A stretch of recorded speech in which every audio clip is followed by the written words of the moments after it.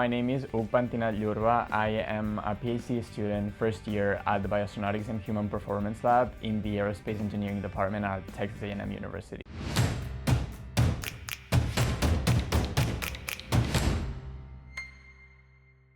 So my background, I did my undergrad in Spain. I did a major in mathematics and a major in industrial engineering. Obviously, I feel like everyone says it, like when you're a kid, you just want to be an astronaut. It wasn't my case. I was just like, oh, I love space. I would see like videos of space and I would be like, oh, that's fascinating. And then you just like grow up, you have to start deciding what you want to do with your future. So I know that engineering, I liked it, so I decided to go into engineering. And then I saw this bioastronautics and human performance. And I was like, wow, you're joining biology and you're joining astronautics and you're joining engineering and human performance. It was such a broad thing, like so separated from my own background that I was like, I just want to keep learning and see how I can apply what I learn into this totally different field. So yeah, my research, more specifically, I'm focused on the fluid shift that astronauts face in space. So humans, in our day-to-day lives, we have fluid shift. And by fluid shift, the easier way to understand it is I'm laying down on my bed because I'm sleeping. I wake up. When I wake up and I stand up, my blood goes to my legs. My water goes to my legs because obviously gravity is pulling it down. Then I sit down on a table and my fluid kind of like, okay, it's gonna stay more in like this area. Then I lay down back again and the fluid like redistributes.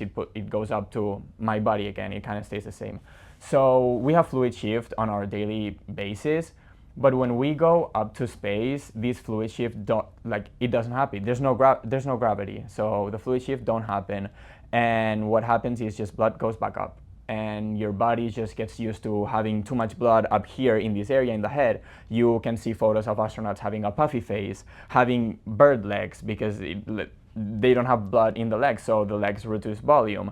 And then you are 6 months in space with this fluid shift on your upper body. So your body starts reducing blood volume. Your body starts having a higher cardiac output, but then you wanted to reduce that. Your heart just doesn't have the ability because it has adapted of like not having to pump as much blood because you already have blood up here. You already have blood in the brain. So your heart is just not pumping blood.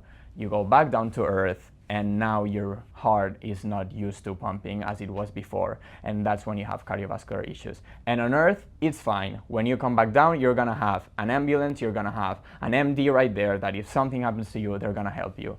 If you land on Mars and you land on the moon, you're gonna be alone. You're not gonna have a doctor, you're not gonna have anyone. So we try to find ways to make the cardiovascular system counteract this fluid shift, so when you go back down, you don't have these issues. I'm a receiver of the 2025 Huffines Institute Student Research Grant, and it is focused on lower body negative pressure during parabolic flight. So first, what is lower body negative pressure and what is a parabolic flight? Lower body negative pressure is a machine, a chamber that you put your legs into this chamber and you suck the air out. What this does, it creates a negative gradient of pressures between your head and your legs, meaning that blood is gonna be sucked down to your lower body.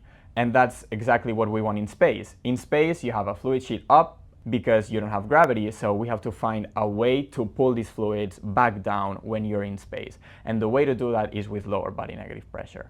So a parabolic flight is a normal flight, and instead of the airplane just doing steady flight and going from place A to place B, it does a parabola trajectory 30 times. And in this parabola, you have 22 seconds of microgravity. How does that work? The only way to feel microgravity if you are not in space is free fall. So the airplane yanks up their engines, they go crazy up, they start going up, up, up, and when they are at a 45-degree angle, they stop the engines. So what do? You start falling. So you fall during 22 seconds, and since you're falling, everything is falling at the same time as you're falling. So you don't have wind going in through you because you're inside of an airplane. So things start flying. And that's how you experience 22 seconds of microgravity. So now what we're going to do is put the lower body negative pressure, LBNP, into the parabolic flight plane, and we're gonna test what happens to human physiology when you are in these 22 seconds of microgravity during parabolic flight. So on Earth, we've tested LBNP before. On Earth, you can put, as I said, you put yourself supine, you kind of have this fluid shift that astronauts might experience in space, and then you turn on LBNP and you suck the blood out and you study how LBNP reacts to the human body on Earth. The problem is, like, do we have this answer in space? We don't. So what we want to do is individualize our LBNP protocol, but also we want to see more generally what happens if we apply a small dose of LBNP, or you can apply a big dose of LBNP.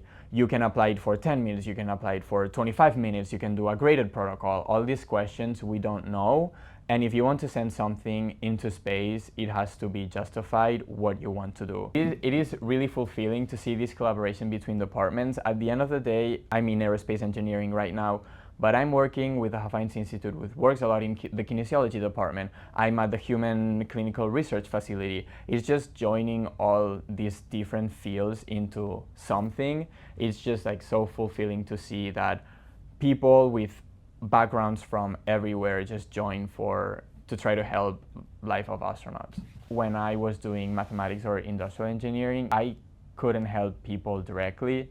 I was just like maybe building a part on a car. I was just maybe trying to figure out how this electric system works, and I was like, I just need the human part. I just need to feel that what I'm doing is helping humanity in a way to make it easier. And right now we're always doing this research focused on space, but a lot of research that has been performed in space, then it has been really helpful on Earth. For example, MRI. MRI was started in space, and now thanks of that we have MRI. And LBNP, if now it's starting into space, but then we see that it can help patients with orthostatic intolerance, with hypertension.